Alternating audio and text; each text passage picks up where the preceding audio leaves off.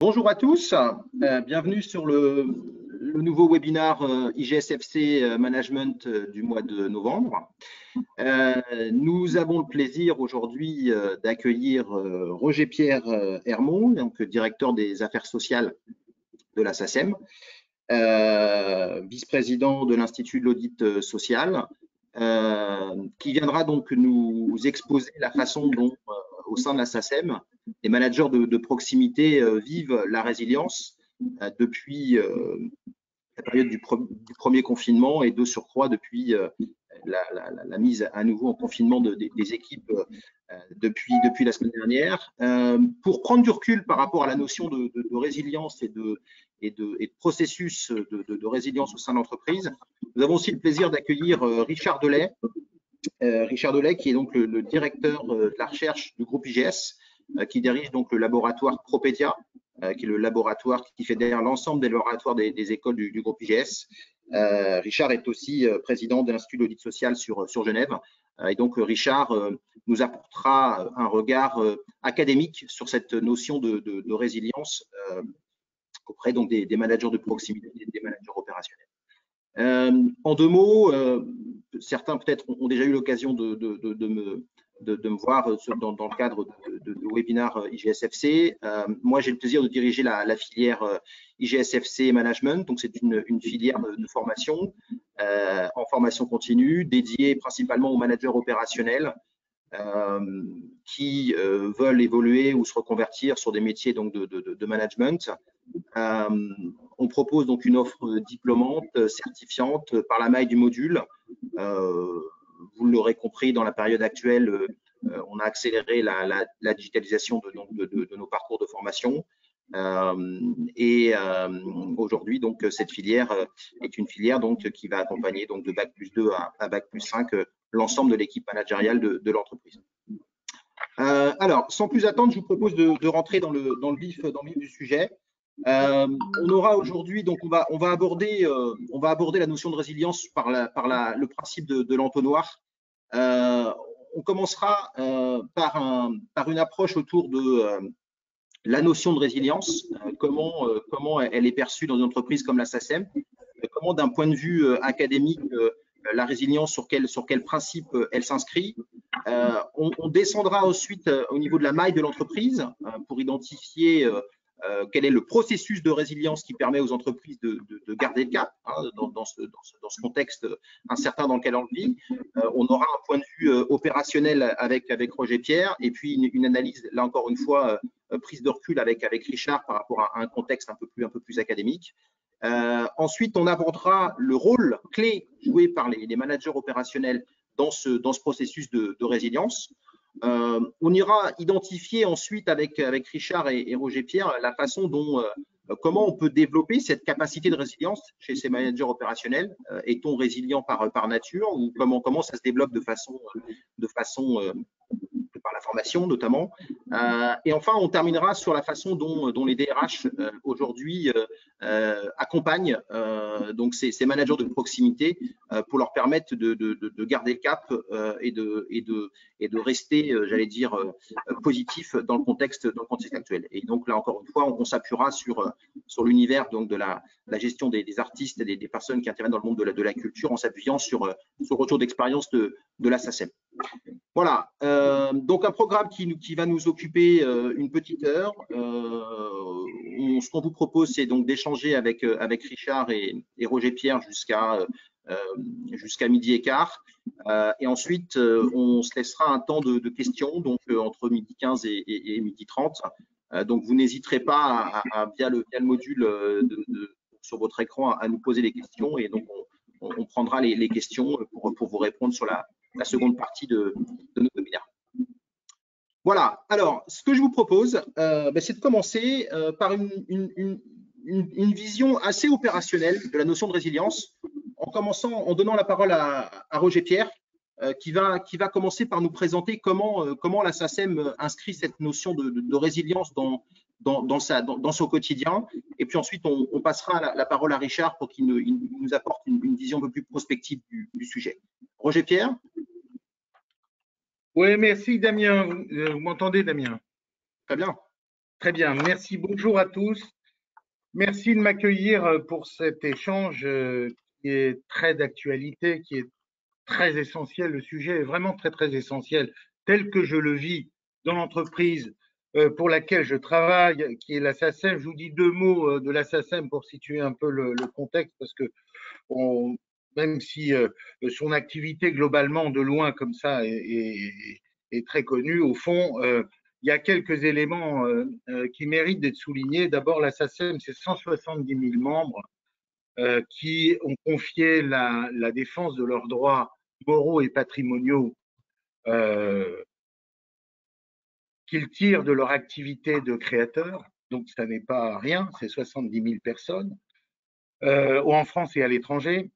C'est aussi 70 000 diffuseurs, c'est des entreprises, des personnes qui utilisent les œuvres qui sont protégées à la SACEM. C'est 1 milliard de droits d'auteurs qui sont collectés et répartis aux ayants droit, c'est-à-dire qui permettent concrètement aux créateurs de vivre. Et c'est 1400 personnes qui sont réparties à Neuilly, un siège social, et un peu partout en France dans différentes agences, avec quelques représentants aussi à l'étranger, puisqu'il y a une activité aussi internationale qui est très importante aussi à la SACEM, évidemment. La musique étant, je dirais, un langage universel, donc on va la trouver partout et les modes d'exploitation vont se situer partout. Alors, la SACEM, c'est concrètement une activité économique d'abord, qui consiste à collecter et répartir des droits aux ayants droit pour les faire vivre. La musique fait vivre ceux qui vous font rêver. Et c'est une activité aussi culturelle, avec donc des spécialistes à l'intérieur de cette maison SACEM qui agissent pour, d'une part, promouvoir les répertoires qui sont déposés à la SACEM et d'autre part, organiser, je dirais, toute une action professionnelle autour de la culture. C'est aussi des dispositifs sociaux qui sont en place à l'intérieur de la SACEM et aussi à l'extérieur avec les pouvoirs publics. Et c'est une activité technico-juridique, je dirais aussi, qui est très prédominante, puisque au fond, c'est là qu'on va trouver concrètement toutes les problématiques de droit d'auteur et toute l'évolution du droit d'auteur, du modèle droit d'auteur qui existe depuis Beaumarchais. Vous voyez, ça ne date pas d'aujourd'hui et l'entreprise SACEM en tant que telle existe depuis 1951. Alors, on va trouver donc toutes ces expertises au sein de cette entreprise et au fond, c'est un peu organisé, je dirais, comme une coopérative, comme une mutuelle, hein, et c'est une activité tertiaire de traitement de données essentiellement. Alors, s'agissant de la crise, et là pour en venir, pour entrer dans le vif du sujet, évidemment, les métiers de la culture, vous le savez, les métiers des arts sont très impactés par la crise. Les artistes se trouvent du jour au lendemain avec toutes leurs dates annulées. Les commandes faites aux compositeurs, auteurs sont annulées. Les droits d'auteur qui sont générés cette année par les exploitants, comme il y a moins d'exploitation, vont naturellement baisser. Ce qui est vrai aujourd'hui est vrai demain, c'est-à-dire l'année prochaine, et aura des répercussions aussi dans 2 ans. Donc on est sur une crise qui va s'étendre, je dirais, sur le moyen terme. Donc un secteur très impacté, vous me direz, il y en a d'autres. La caractéristique d'ailleurs de cette crise, c'est qu'elle touche tout le monde quand on est dans une entreprise. Elle touche autant le secteur lui-même que ses fournisseurs, que ses clients, que les personnes qui travaillent à l'intérieur de l'entreprise. Et au fond, cette crise, elle est finalement connue par tous. C'est, je dirais, ce qui diffère des crises qu'on a pu vivre jusqu'à présent. Cette crise, comment nous la gérons? Comment nous y faisons face? Comment nous développons le processus de résilience dont nous a parlé Damien? D'abord, quand on a été confronté à la première vague de crise, il se trouve qu'on avait une chance inouïe, c'est qu'on venait de définir un PCA, un plan de continuité d'activité. Et évidemment, c'est sur la base de ce PCA que nous avons immédiatement cadré toutes les réponses immédiates à mettre en place pour faire face à cette crise. Et ce PCA est toujours en cours, évidemment. Et ce PCA, au fond, a servi vraiment de cadre de coordination générale. Alors, on ne l'avait pas anticipé, il se trouve qu'on l'avait travaillé pour d'autres raisons, mais donc il était là. Ça nous a permis vraiment de. Si je comprends bien, Roger Pierre, c'est dans la notion de résilience. Penser la gestion de la crise, c'est le premier point sur lequel vous vous êtes appuyé pour pouvoir travailler avec les managers de proximité, les managers opérationnels, sur justement leur capacité à embarquer les équipes. Oui, Damien. Alors, avant même de parler du management opérationnel, parce que je vais situer le management opérationnel par rapport à ça, oui, on avait, si vous voulez, une base déjà réfléchie, si je puis dire, une stratégie de gestion de crise, quelle que soit la crise, avec donc tout un attirage, je dirais, de mesures qui nous permettaient de continuer une activité en mode dégradé. Donc ça, c'est vraiment très, très précieux. Et ensuite, le deuxième point, et avant d'entrer sur les questions de management de proximité, c'est la stratégie elle-même. C'est-à-dire cette situation de crise a appelé évidemment à définir au niveau général la stratégie de gestion de crise en tant que telle. C'est-à-dire qu'est-ce qui était essentiel? La première chose, c'était de maintenir l'activité. Pourquoi? Parce que si nous ne maintenions pas l'activité, si nous ne faisions pas tout pour maintenir l'activité, derrière ça, nous avions tous les auteurs et compositeurs qui ne toucheraient pas la rétribution de l'exploitation de leurs œuvres. Donc, il y avait la vie des compositeurs dont on assure la rétribution qui était en jeu. C'est le premier enjeu. Et donc, notre priorité a été évidemment de maximiser autant que possible, de faire tout ce qui était possible pour maintenir l'activité. La deuxième priorité, pour nous, ça a été de nous centrer et de créer là, au niveau global, un tas de dispositifs nouveaux pour pouvoir soutenir ceux qui étaient les plus fragilisés. Donc, nous avons, avec les pouvoirs publics, mis en place très, très vite un certain nombre de dispositifs qui ont permis de parer, je dirais, au plus pressé, en mesure d'urgence, pour ceux qui n'avaient plus du tout de moyens pour vivre, leur donner les moyens de vivre, les soutenir. Et puis, la troisième chose, et je vais venir donc là sur la question du rôle du management de proximité, ça a été pour nous, si vous voulez, notre problématique, c'était de pouvoir gérer efficacement l'immédiat incertain, et nous sommes toujours là dans la même incertitude, au fond, puisque cette crise perdure. Donc, le présent et l'immédiat est totalement incertain, et il faut pour autant penser l'avenir, parce que je vous ai dit que cette crise, de toute façon, pour nous, elle a un impact au moins à 3 ans sur notre activité, et plus largement, elle ouvre la question de finalement comment on va pérenniser à la fois l'entreprise et l'activité au-delà de cette crise. Donc, si vous voulez, ça, ce sont les éléments stratégiques. Et ça, concrètement, ça a pris la forme dans l'entreprise SACEM d'un plan de transformation très ambitieux, avec d'une part, si vous voulez, tout ce qui relève des nouvelles formes d'organisation du travail, et d'autre part, tout ce qui relève des nouveaux modes de management. Et c'est là où on va trouver les nouveaux modes de management, où on va trouver une des clés de réussite, donc à la fois le fruit d'expérience, enfin de réussite, entre guillemets, de la gestion de la crise, en tout cas qui nous a permis à nous et qui nous permet encore de bien maîtriser cette crise. Dans ces nouveaux modes de management, ce qu'on a à la fois constaté et mis en place par la force des choses, c'est que la solution, en fait, La solution, toutes les solutions que nous avons mises en place sont sur le terrain. Elles dépendent de ce que font ceux qui sont dans les équipes. Elles dépendent de ceux qui font le travail. C'est-à-dire, on peut penser en centrale une stratégie la meilleure qu'elle soit, si on ne prend pas la garantie, la précaution qu'elle sera correctement relayée, et même plus que correctement, c'est-à-dire que les personnes qui sont sur le terrain et qui font le travail sont prêts à s'engager pour la mettre en œuvre et pour en comprendre le sens, faire les choses, eh bien, ça ne peut pas marcher.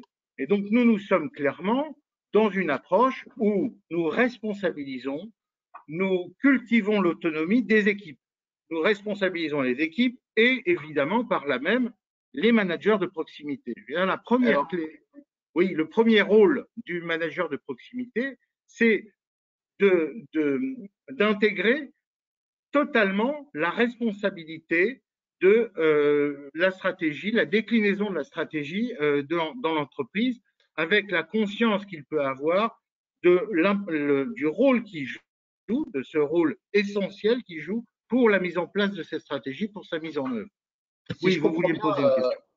Non, Roger Pierre, l'idée étant avec Richard de pouvoir avoir un jeu d'échange entre vous deux, pour pouvoir avancer dans la problématique du jour.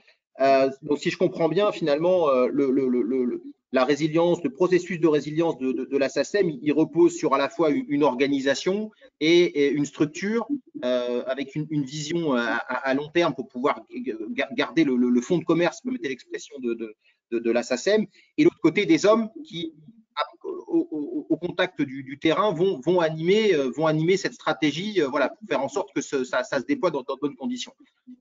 Richard, toi, de ton côté, en tant que directeur de la recherche du groupe IGS, en tant que patron de Propedia, donc le laboratoire de recherche du groupe IGS, comment tu vois les choses? Est-ce que c'est ce qu'on constate à la SACEM, c'est des éléments donc le fait que la résilience s'appuie sur des structures, sur des hommes, est-ce que c'est des choses que tu analyses de façon similaire dans d'autres secteurs d'activité? Comment tu vois les choses?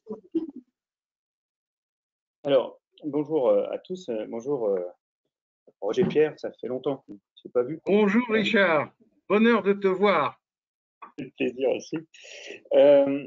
Écoutez, c'est assez intéressant parce qu'en fait, il faut dissocier à mon sens deux choses. Alors moi, je parle au nom bien sûr de Propedia. Propedia, vous l'avez dit tout à l'heure, Damien, c'est cette mutualisation de tous les labos du groupe IGS et de compétences et développement également. Donc ça fait quand même à peu près 70 chercheurs qui travaillent essentiellement sur des questions de marketing, humaine, etc. Et c'est vrai que la question de la résilience, elle est centrale parce que on peut avoir ce qu'on appelle une résilience qui va être individuelle, où là, on va avoir… alors, petit retour sur la résilience. La résilience, au départ, est quand même un terme qu'on retrouve dans l'industrie. C'est la capacité que peut avoir un métal, lorsqu'il a reçu un choc, à revenir à son état initial. D'accord ? On le reprend ensuite en économie, où lorsqu'on a un grand choc, un choc pétrolier, un choc boursier, comment on est capable de revenir, de redescendre et de revenir à un niveau. C'est pour ça qu'en fait, resilienta, c'est la racine du mot qui veut dire rebondir. Et on l'a utilisé après en sciences sociales et en psychologie de plus en plus, où lorsqu'il y a des grands chocs psychologiques, la personne revient, rebondit. Et moi, j'aime dire que la résilience, c'est de rebondir et de dépasser l'état initial. Si on est capable de faire ce mouvement de dépasser quand on passe en phase d'acceptation, d'intégration, etc., c'est quand même quelque chose de très intéressant. Du reste, quand on regarde bien, on a des cours comme Kubler-Ross, etc., qui sont des chercheurs qui, à un moment, nous disent on passe sur une phase de déni, on passe sur une phase de colère, on remonte, on redescend après sur une dépression. Après, on va commencer à marchander, après, on va accepter et on va intégrer tout cela. Globalement, la résilience, c'est rien d'autre qu'un pilotage du changement. Et pourquoi je veux venir sur la notion de pilotage du changement? Parce que tout ce que tu viens de dire, Roger Pierre, correspond parfaitement à quelque chose qui date de 1976 quand même, comme quoi, c'était ces années 70 sont des bonnes années, pas que pour les vins. Elle est intéressante parce qu'à un moment, Jacques Mélez écrit quelque chose sur l'analyse modulaire des systèmes. L'analyse modulaire des systèmes, c'est très simple. Il part sur le principe que l'organisation c'est 3 strates. Une strate qui va être du domaine du CODIR, stratégie, etc., etc. Une strate opérationnelle où on va retrouver les opérateurs, on va retrouver les agents qui sont en front office. Et au milieu, on a cette zone de pilotage dont le rôle est de traduire ce que dit la direction dans des mots compréhensibles pour les opérationnels. Et cette zone de pilotage, justement, c'est le middle management, c'est le management de proximité. Proximité, je vous rappelle que c'est le thème de Propedia le 10 décembre prochain avec Alain Bauer, où nous travaillerons sur cette proximité ou cette distance qui nous rapproche. Donc, je vous invite à y participer parce que la IGS… Oui, on en reparlera, Richard, voilà, sur la fin du webinaire, l'invitation des participants à participer à ce colloque voilà, le 10 décembre prochain sur le management de proximité. Excellent. Et c'est vrai que lorsqu'on est dans une phase… Tout à l'heure, Roger Pierre parlait de crise. Tout le monde le dit, crise, opportunité, c'est la même chose chez les Chinois, hein, c'est le même idéogramme, etc. Ce qui est intéressant de voir, c'est que on appelle aussi ce middle management la zone de pilotage parce qu'elle est la mémoire de l'organisation. Elle est aussi la garante des valeurs. Et c'est vrai que de dire les managers opérationnels et résilients, ça veut dire qu'il faudrait avoir une résilience collective. Mais pour ça, il faut avoir un chef. Et c'est là que vont émerger un certain nombre de chefs qui ont envie d'être suivis. Pourquoi? Parce que lorsque l'on est sur une situation, par exemple, de pilotage de changement, je vous rappelle à une personne que j'aime beaucoup qui s'appelle Kurt Lewin, qui a écrit une méthode, qui a décrit même une méthode et modélisé ce qu'on appelle l'UMR, Unfreeze, Move et Refreeze. On dégèle, on fait bouger l'organisation et on la reconsolide. Et comme par hasard, on se rend compte qu'on est très très proche des cycles de résilience avec ce déni, ce marchandage et, in fine, l'acceptation parce qu'on l'a normé et on l'a accepté. Donc, je pense vraiment que cette mémoire de l'entreprise, cette cheville ouvrière, en fait, le middle management, c'est pour moi, dans l'organisation, c'est cette colonne vertébrale, c'est ce qu'on appellerait une pierre angulaire. C'est-à-dire que si on enlève cette pierre, tout l'édifice s'effondre. Regardez bien. Un DRH, je ne dis pas ça pour toi, Roger Pierre, hein, mais un DRH, un DG, ça saute en 5 minutes. Faisons un parallèle avec les forces, avec l'armée, par exemple. Dans un régiment, le colonel, il change tous les 4 ans. Qui gère le régiment? Ce sont les sous-officiers supérieurs. C'est-à-dire que c'est eux qui assurent cette transmission entre le commandement et le soldat. Donc, si ces gens-là, si ce personnel, si cette typologie de personnel dans le management, on ne la privilégie pas. Et regardez bien aujourd'hui, le vrai souci, c'est quoi? C'est, on fera référence un jour à un article qu'on a écrit sur le burn-out et les cadres de proximité. C'est cette population qui aujourd'hui est la plus exposée parce que d'un côté, elle reçoit des ordres qu'elle ne comprend pas toujours parce qu'elle voit que l'applicabilité, entre guillemets, c'est un néologisme, excusez-moi, mais est difficile à mettre en place et a une remontée d'informations qu'elle ne peut plus du tout transmettre au-dessus. Donc, moralité, elle se retrouve dans un phénomène d'étau, d'accord, où elle ne peut plus réagir. Et donc, la résilience qui était plutôt, qui aurait pu être positive et collective, eh bien, elle devient individuelle et pour moi, elle devient un petit peu dans des phases de déprime, de burn-out et de maladies psychosociales. Et je l'observe aussi dans les entreprises, puisque je suis aussi chef d'entreprise, ce qui me permet de prôner une recherche opérationnelle. D'accord? Donc, je ne sais pas si j'ai répondu un petit peu à votre question, mais des modèles, pilotage du changement, analyse modulaire des systèmes, ce phénomène de transmission et de traduction, je crois que c'est très important. C'est-à-dire que pourquoi il faut former à la résilience? Parce qu'il faut former à faire face, il faut former les managers de proximité à rassurer. Vous savez, c'est cette notion il faut que l'entreprise devienne, quand on est en situation de crise, il faut que l'entreprise devienne un refuge quelque part. Un endroit où on n'a plus besoin de regarder en arrière, un endroit où on sait qu'on va être protégé. Et je crois vraiment que c'est le rôle du manager de protéger. Roger Pierre, quand on préparait le webinaire, vous m'expliquiez qu'il y avait en matière d'accompagnement de ces managers de proximité par la SACEM, vous bénéficiez déjà par la culture de la SACEM, déjà d'un élément positif qui est cet engagement naturel des collaborateurs qui travaillent pour la SACEM. Et notamment des managers. Est-ce que vous pouvez nous expliquer justement la façon dont vous leur avez demandé de s'impliquer, la façon qui a favorisé ce processus de résilience individuelle au sein de vos managers de proximité et la façon dont notamment vous avez reconnu où vous reconnaissez aujourd'hui tout ce travail d'accompagnement depuis le début de la crise? Oui, en effet, c'est une caractéristique de tout le personnel d'ailleurs de la SACEM. Ce sont des gens engagés, ce sont des gens qui travaillent pour une cause, ce sont des gens qui savent que le sens de leur travail, c'est-à-dire qu'ils savent qu'en bout de course, tout ce qu'ils font sert à faire vivre d'autres personnes, vivre des créateurs. Et ça permet évidemment, quand on a conscience de ça, d'être dans un très haut niveau d'engagement dans ce que l'on fait. Alors, vous voyez, je dirais dans ce malheur qu'est la crise, nous sommes partis avec deux grands atouts. D'une part, un PCA, je vous l'ai dit, mais aussi une population, un personnel extrêmement engagé. Avec ça, on peut faire déjà des miracles. Et je dirais, mais ça suffit pas, parce que pour reprendre ce que disait Richard, le management de proximité, la responsabilité de proximité, particulièrement quand les choses bougent, quand les choses changent, c'est une compétence professionnelle, ça ne s'improvise pas, ça s'apprend. Il y a des passages obligés. Qu'est-ce qu'on attend concrètement des managers de proximité? On attend évidemment qu'ils puissent répondre des résultats opérationnels, qu'ils pilotent les transformations. Là, on va trouver la notion de changement et la crise appelle une foultitude de changements, ne serait-ce que dans les formes d'organisation de travail à distance, par exemple. On est en train de le vivre là, à nouveau. Je dirais, je suis en train de faire en sorte que toutes les équipes avec lesquelles je travaille prennent leurs dossiers sous leur bras pour aller bosser chez eux. Je peux vous dire que c'est pas comme ça aisé. Donc un élément, c'est-à-dire piloter les transformations au sein d'une équipe, c'est pas évident, c'est une responsabilité, ça s'apprend. Créer et surtout créer les conditions, donc pour reprendre Richard, créer les conditions de l'acceptabilité de ce qui se passe, créer les conditions et de le positiver en maintenant une équipe, une bonne ambiance, un bon climat dans l'équipe et en faisant en sorte que chacun puisse, je dirais, maintenir ce niveau d'engagement dont je parlais.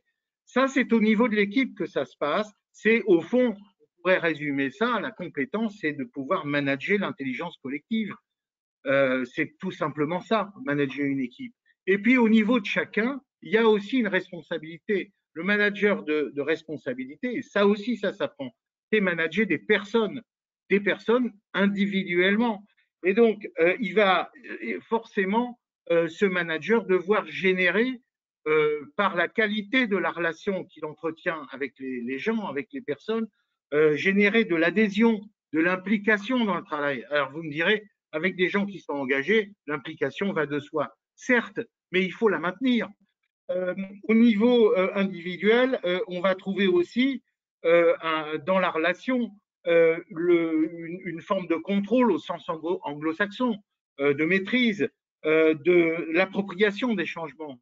Je pense aux nouveaux process, nouvelles formes d'organisation du travail. Eh bien oui, il faut accompagner chacun là-dedans en fonction de ce qu'il est, en fonction de ce qu'il fait. Et ça, c'est une compétence professionnelle. Ça ne s'improvise pas. Et puis, sur le plan purement, je dirais, RH, il faut pouvoir aussi, et là, aider en cela par les experts RH, gérer l'équilibre contribution-rétribution, faire en sorte de maintenir de l'équité, faire en sorte que celui qui contribue et même qui surcontribue soit reconnu dans ses efforts. Ça, c'est un travail. Un travail, c'est le travail du manager de proximité. Et au fond, si je peux me permettre, Roger Pierre, dans ce contexte, dans le contexte actuel, est-ce qu'on arrive, est-ce que vous arrivez à la SACEM à garder cet accompagnement RH tel que vous le présentez? Est-ce que le contexte, quelque part, est une contrainte ou une opportunité? Comment vous le vivez? Écoutez, la résilience, c'est l'école de la démerde, vous voyez. Donc, on le fait, évidemment. On le fait, et on le fait comment? Par des programmes de formation, par des réunions comme nous avons là, d'échanges d'expériences entre managers, en faisant remonter de l'information par des dispositifs de communication ascendante, une communication d'enfer aussi. J'ai pas parlé de ça, mais ça va de soi, ça va tellement de soi d'ajuster un plan de communication à la hauteur de la stratégie de crise, évidemment. Donc, tous les moyens de communication sont mis en place. Mais voyez, donc, évidemment, tout ça s'accompagne d'abord de la gestion de compétences, de la formation professionnelle, évidemment, tous les programmes de formation, qu'ils soient donc en présentiel, à distance, dans des groupes d'experts, d'échanges, etc., quelle que soit la forme, évidemment, une des grandes clés de réussite de ces transformations et de la gestion de crise dans laquelle nous sommes, c'est la compétence professionnelle, c'est la formation professionnelle. Et je dirais que aussi, au-delà de ça, si vous voulez, là, pour reprendre la notion de Richard, j'en terminerai là-dessus, c'est que tant le manager de proximité, il sécurise l'équipe, il sécurise le travail de l'équipe. Et il sécurise aussi l'engagement de chacun. Il sécurise l'engagement de chacun. Et le rôle de l'entreprise et de la fonction RH, c'est de pouvoir sécuriser le tout, c'est-à-dire de pouvoir soutenir là où il faut le manager de proximité dans toute cette action, toutes ces responsabilités. Donc, on est là, si vous voulez, vraiment sur une notion de sécurisation permanente.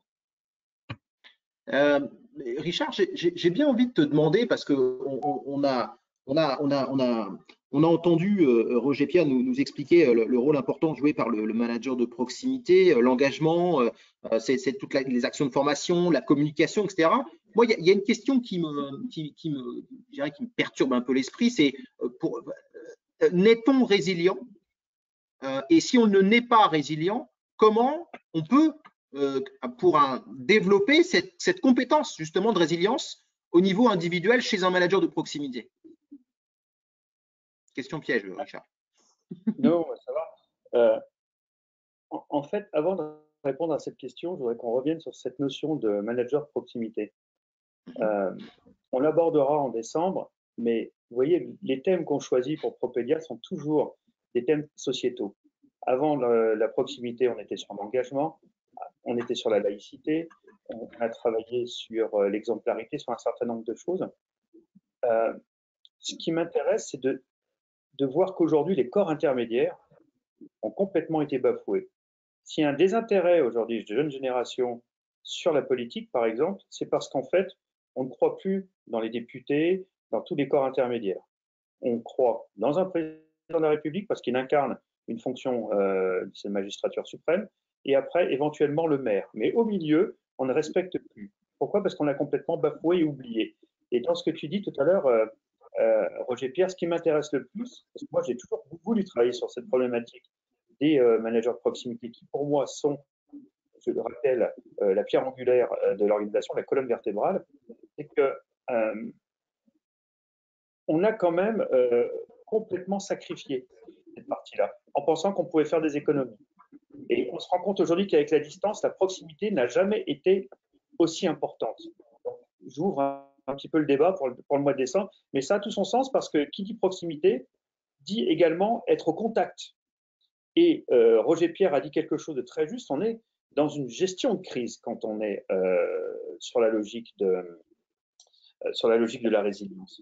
Donc cette notion de crise, elle implique d'être au contact, de communiquer directement avec les équipes, mais pas trop massivement non plus, parce que l'infobésité, on sait que ça tue complètement le message, mais de communiquer juste. Quand on regarde bien aujourd'hui la problématique de la manière dont est gérée cette crise de la Covid, on voit très bien qu'on a des messages contradictoires qui arrivent de différentes personnes. Il n'y a pas de chef qui donne une directive et qu'on a envie de suivre.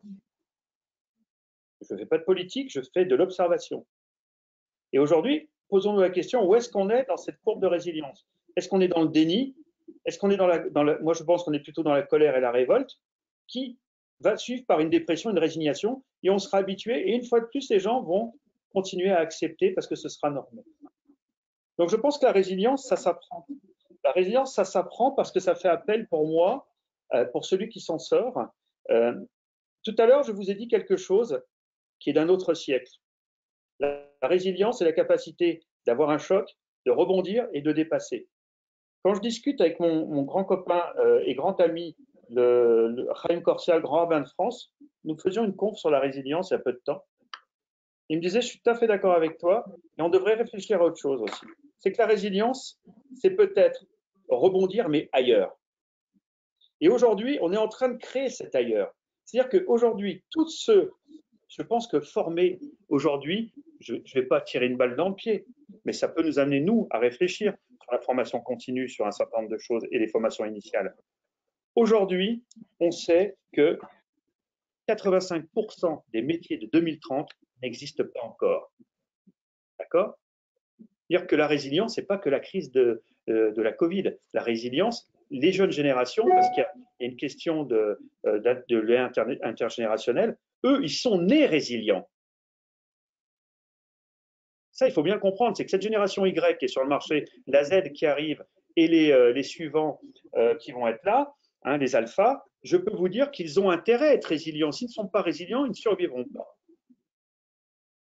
C'est-à-dire qu'on a promis depuis 30 ans à tout le monde qu'avec un diplôme, on aurait un emploi, c'est faux.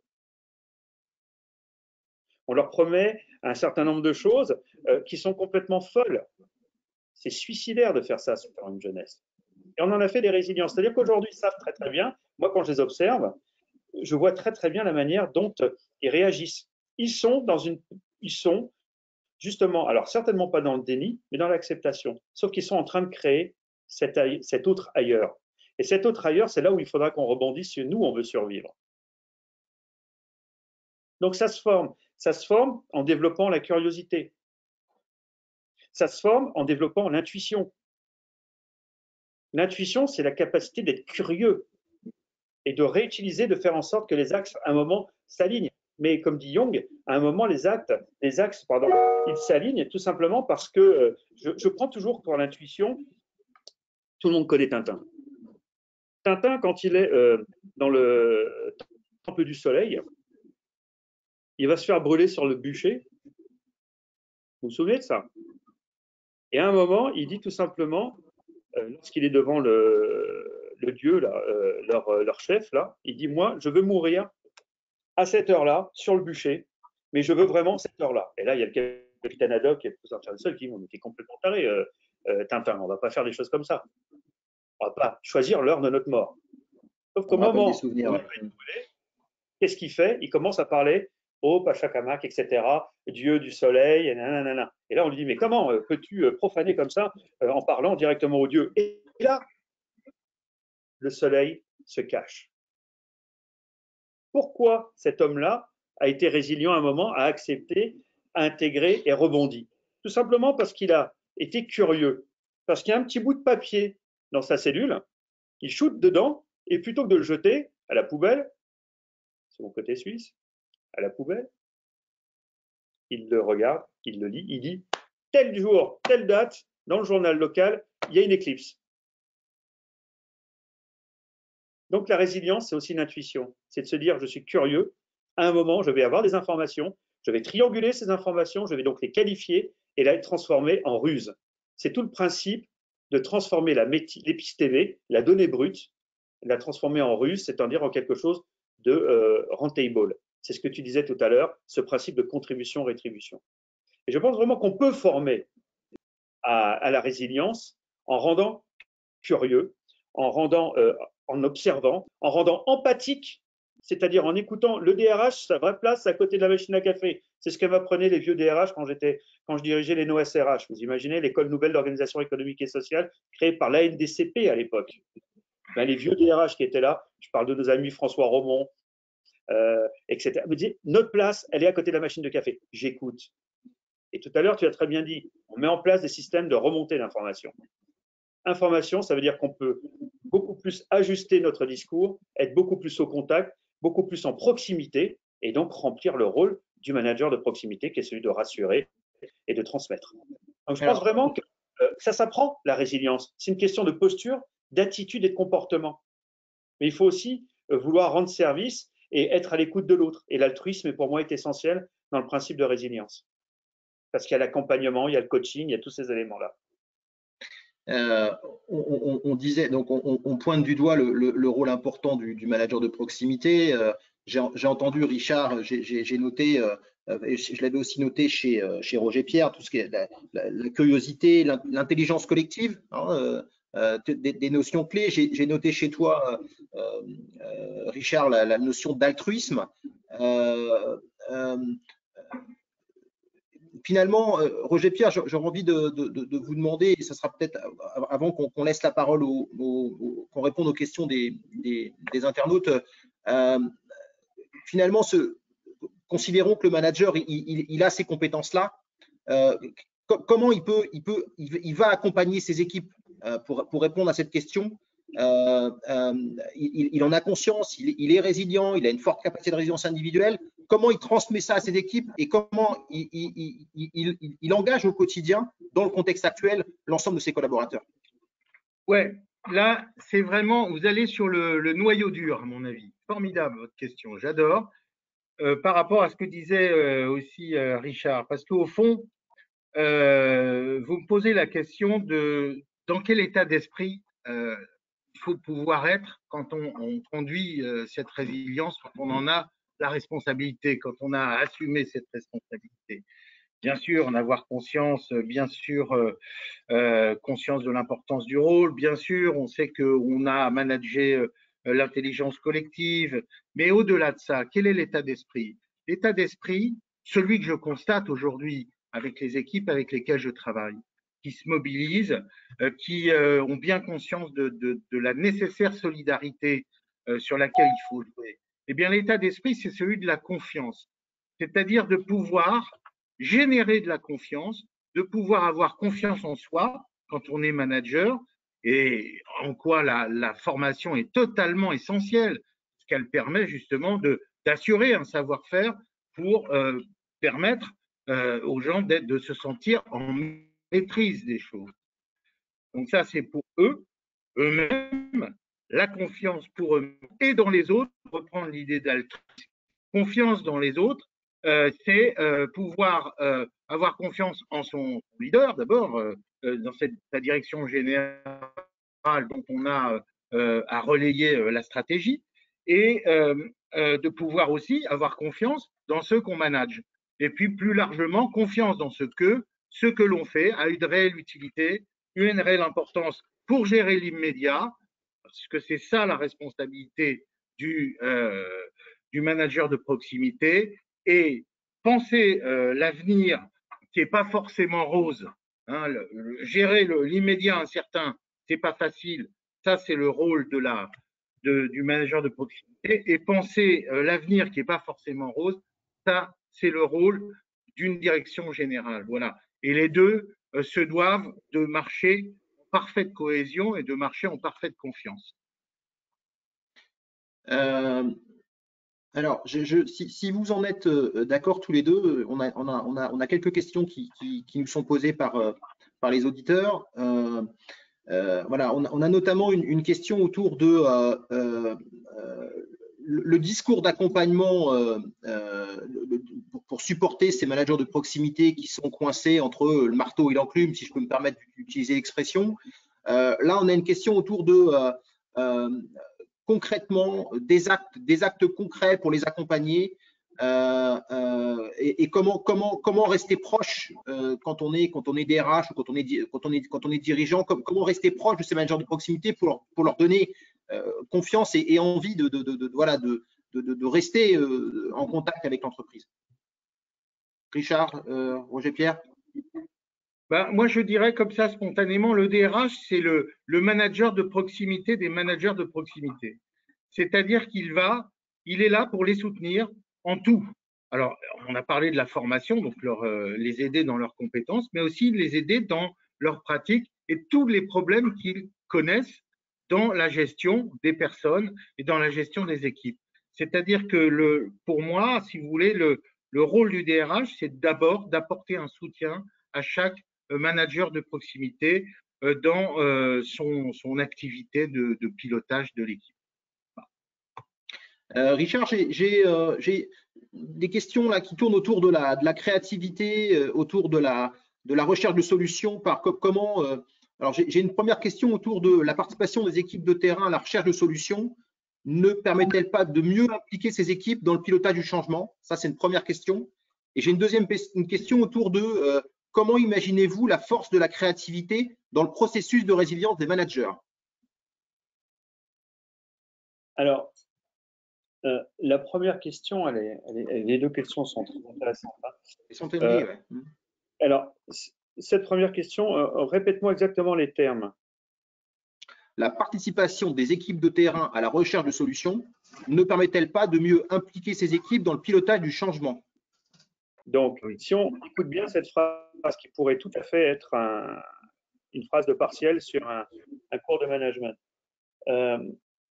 ça démontre une chose, c'est que la résilience, ça s'anticipe aussi. Et qu'elle fait appel aussi à quelque chose d'essentiel, c'est tout à une démarche qualité.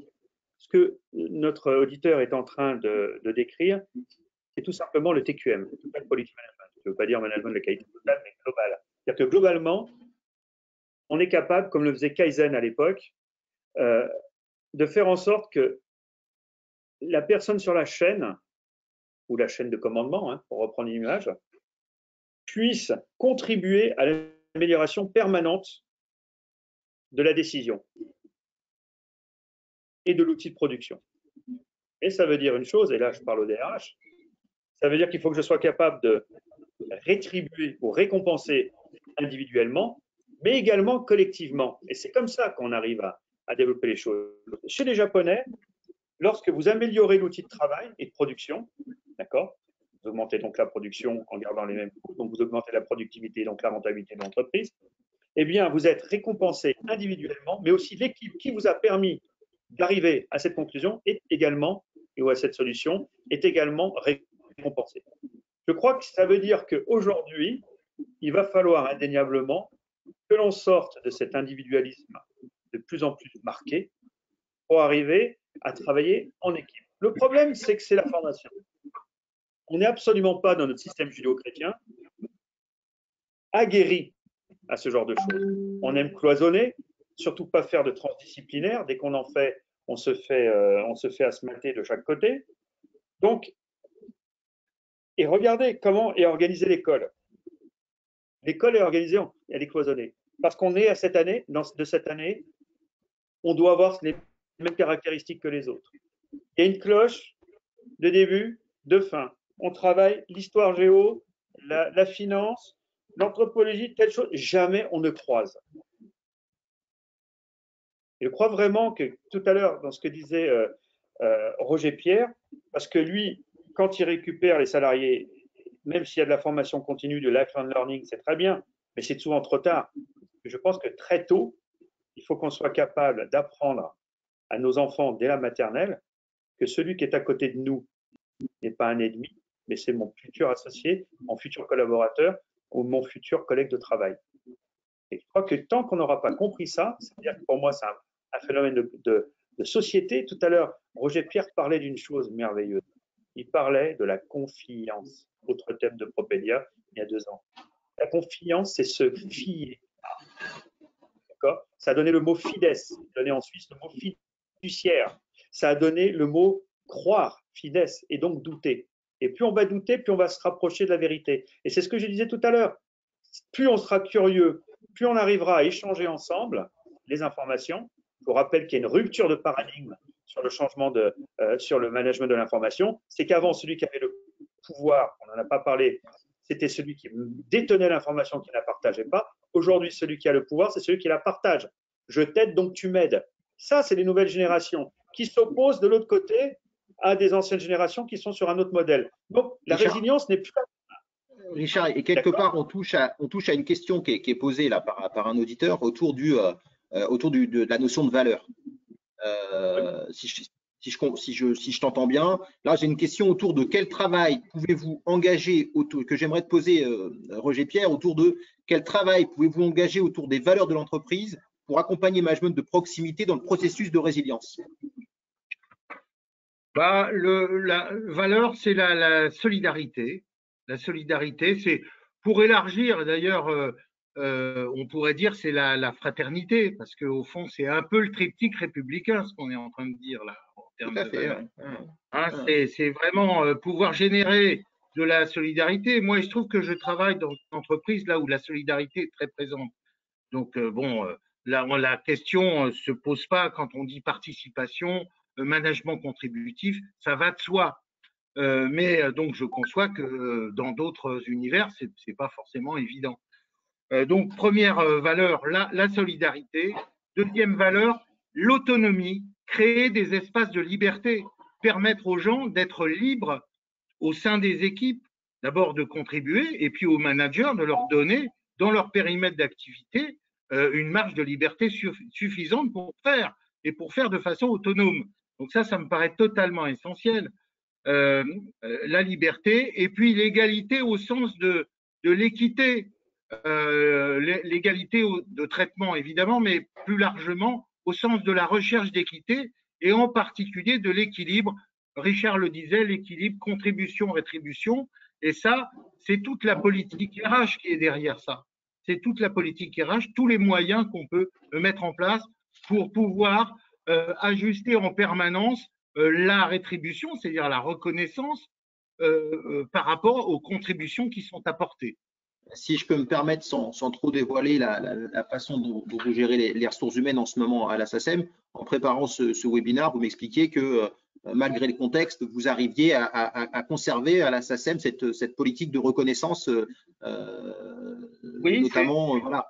C'est un choix du DRH, c'est un choix de la direction générale que de maintenir, bien que nous sommes quand même sur des paramètres économiques qui sont assez dégradés, de maintenir cette politique de reconnaissance en maintenant des primes individuelles, par exemple, pour la fin de l'année, là, ce qui est assez exceptionnel compte tenu de l'univers d'abord dans lequel nous sommes, de l'importance de la crise.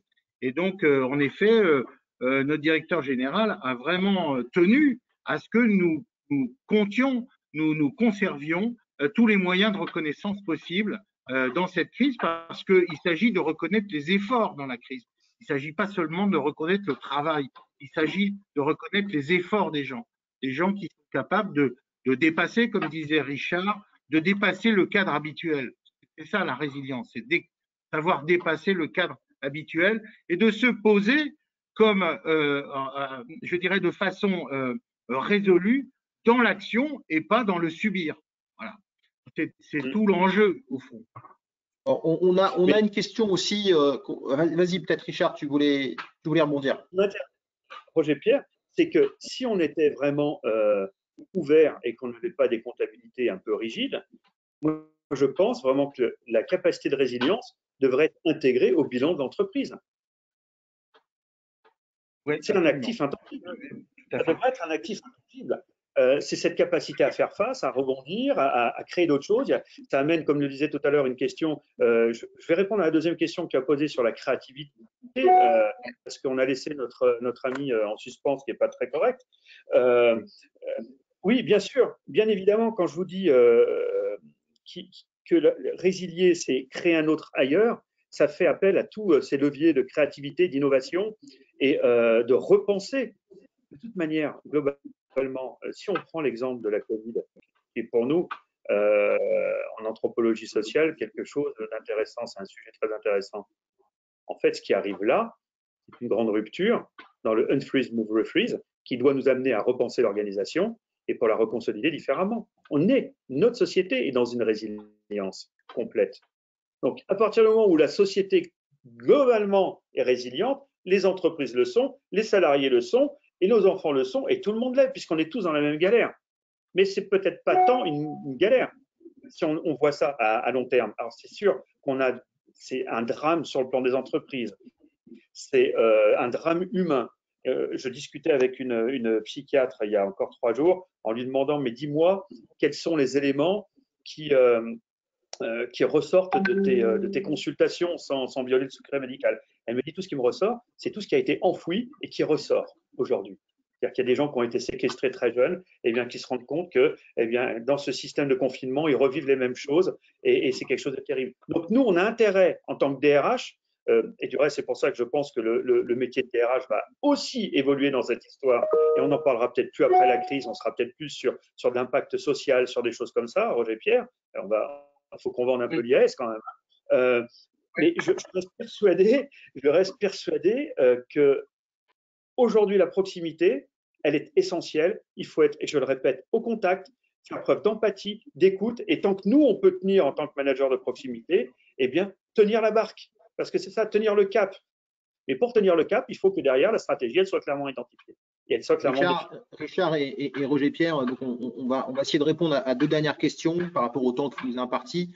Richard, je vais te laisser la parole, si tu peux, en 1 ou 2 minutes, répondre à la question autour de la créativité.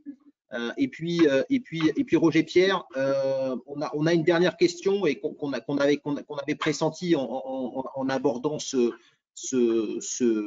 webinaire, en préparant le webinaire, autour de la charge de la résilience ne peut-elle pas aboutir à du stress négatif ou à du burn-out? On a commencé un petit peu à en parler tout à l'heure. On parlait hier soir en préparant le webinaire de surengagement et comment ça se gère. Voilà, donc Richard, une dernière intervention autour de la créativité et puis Roger Pierre, peut-être autour du surengagement et voilà, de cette charge en termes de stress à supporter pour manager de proximité, de la charge de la résilience.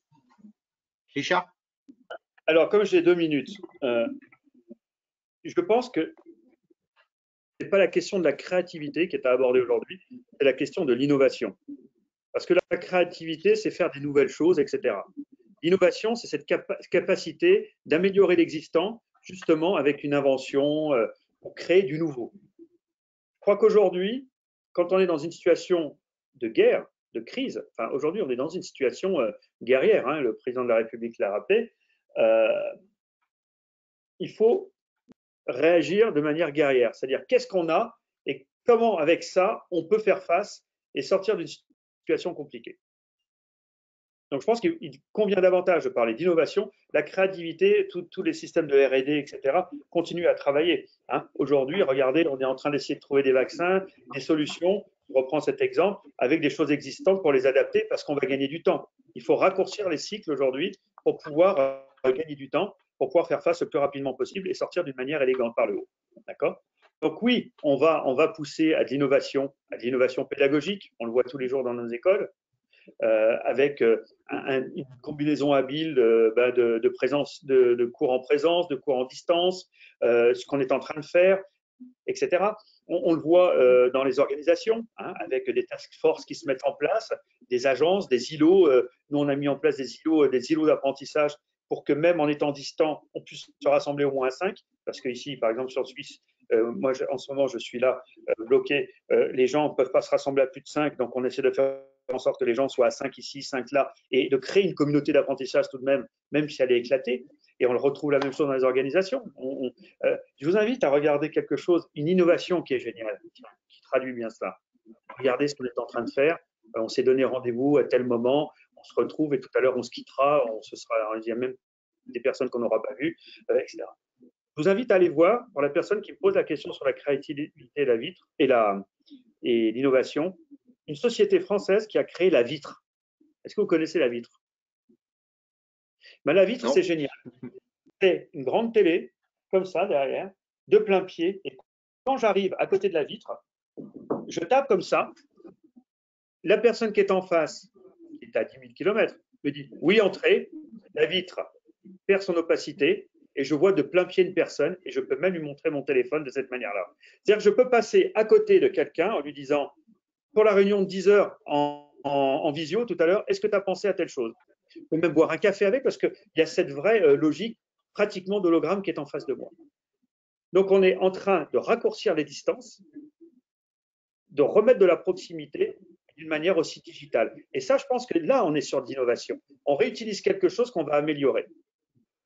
Ce que tu es en train de dire, Richard, c'est que finalement, dans le processus de résilience, il y a cette capacité à penser la crise comme une opportunité quelque part. C'est aussi et aller de l'avant plutôt que subir les choses. Si on raisonne sur ce sujet-là, Roger Pierre, pour répondre à la dernière question, Comment ça gère justement à la SACEM ce risque de surengagement et potentiellement de stress négatif qui pourrait s'impacter sur les managers de proximité? Ouais. Déjà, il y a tout le dispositif de prévention des RPS et versus positif, c'est la qualité de vie au travail. Donc, c'est aussi là une politique qui est très présente à la SACEM, avec évidemment dans cette situation de crise des outils globaux de cadrage de la régulation de l'activité et de la régulation des contributions des personnes. Ça, c'est une chose. Et puis, après, qu'est-ce qu'on trouve sur le terrain? Eh bien, là aussi, la même chose, la déclinaison de ces dispositifs-là au niveau de la responsabilité managériale de proximité. Et là, dans ce cadre-là, savoir repérer quelqu'un qui va trop loin dans son engagement, quelqu'un qui est en surchauffe, c'est une compétence. Alors, je ne sais pas si vous avez des programmes là-dessus, mais si vous ne les avez pas, voilà, si vous les avez, vous savez répondre à ça. Je pense que c'est totalement essentiel en période de crise et une crise qui va durer, que nous puissions assurer au cadre de proximité, à l'encadrement de proximité, les moyens de repérer et de réguler les personnes qui sont en risque psychosocial, quel qu'il soit, en risque psychosocial, quel qu'il soit. Parce que ça peut entraîner vous l'avez dit, du burn-out, ça peut entraîner tout simplement parce que on a des problèmes personnels qui vont pas bien, etc., des états dépressifs, etc. Enfin bref, c'est tout le champ des risques psychosociaux. Et là aussi, on va trouver une responsabilité majeure au niveau des équipes, au niveau du management de proximité. Écoutez, je ne sais pas si je peux me permettre, Richard et Roger-Pierre, un petit mot de conclusion, chacun de votre côté, avant qu'on termine ce webinaire. Si les auditeurs devaient retenir un point, Richard, qu'est-ce que tu mettrais en avant sur cette notion de résilience chez les managers de proximité? Si je devais mettre un point, c'est de dire que la résilience, elle peut être comme le burn-out contagieuse. D'un côté, c'est positif parce que être résilient, soit on part dans une déprime, un délire d'autosatisfaction paranoïque, comme vous voulez, soit on va décider de rebondir et de créer ailleurs. Pour conclusion, je pense vraiment que la résilience, de toute manière, elle est inéluctable. Comme disait Roger-Pierre, soit on subit, soit on agit. Et globalement, je pense qu'il faut former nos managers de proximité à agir. Mais ça passe par une chose, c'est aussi par les respecter et leur redonner leur place dans l'organisation. Et je crois que vraiment la grande leçon qu'on aura tous en tant que dirigeants à tirer de cette situation de crise, c'est de cesser de taper en permanence sur ce management de proximité et de le déconsidérer.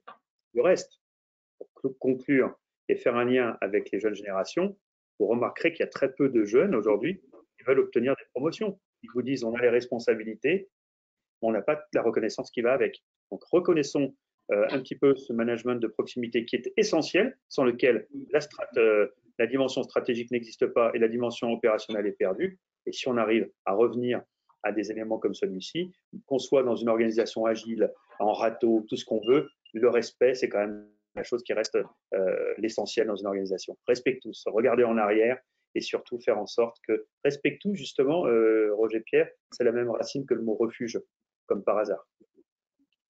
Roger-Pierre, mot de conclusion?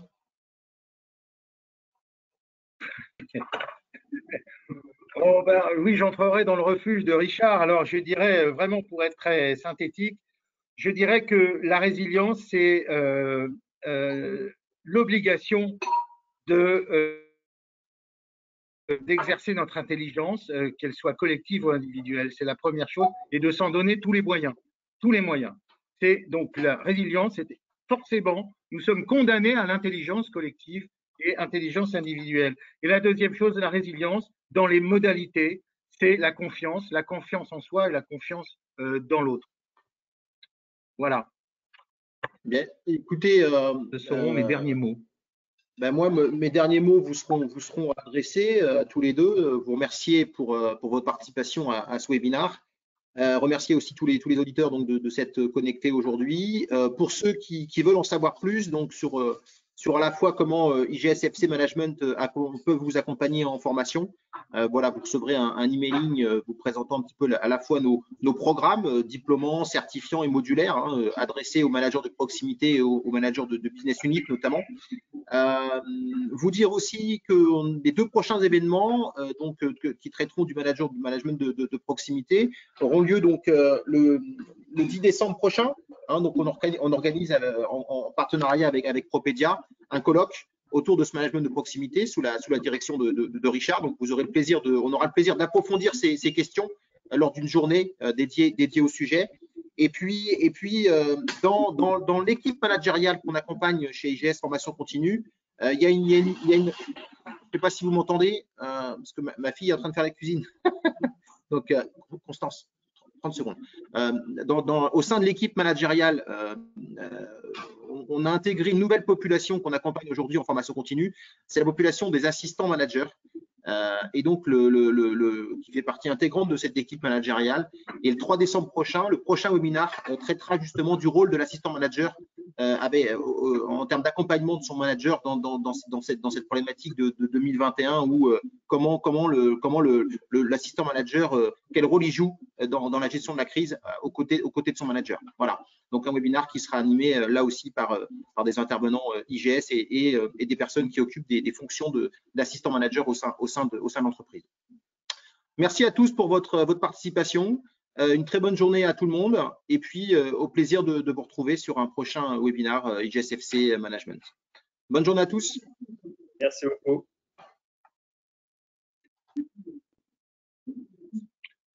Merci. Il nous a quittés.